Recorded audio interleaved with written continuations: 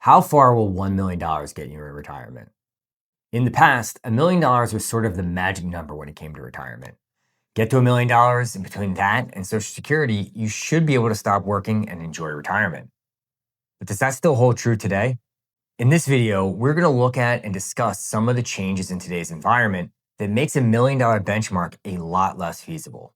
I'm also going to walk through an example of someone retiring with $1 million and see what the probability of success looks like in different scenarios. Before we get started, I'm a certified financial planner and retirement planning expert who works with pre-retirees to build successful futures.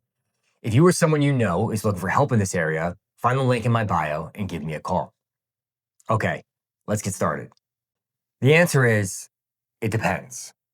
Now, it might disappoint you to hear this, but like many things in financial planning, there is not a yes or no answer. The truth about how long $1 million will last you really depends on a multitude of factors.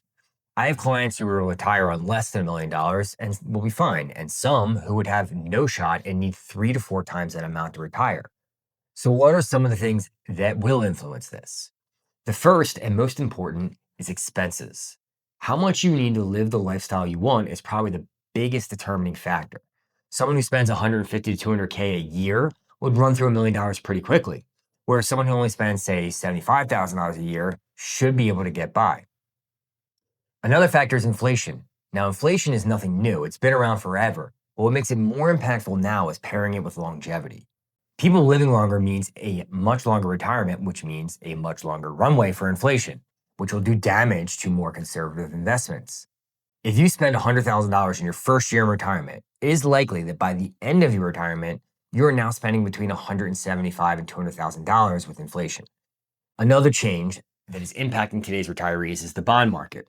For decades, retirees could spend a large chunk of their portfolio and put it invested in bonds, which would be a safer investment than the market. They would also be getting 7 to 8% annual yields for them. Those days, at least for now, are over. Over the last 15 years, fixed income has returned less than 2% on an annualized basis, which is just asking to get clobbered by inflation. The final thing I'll mention before we look at an example is pensions or other forms of guaranteed income.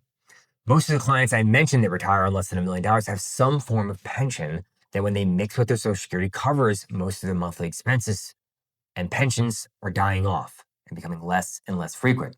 Okay, let's look at a planning example. This is a basic client household, husband and wife. They're the same age, retiring at age 65. They will both claim Social Security for $3,200 a month. They have $1 million split evenly between 401ks and a taxable joint account.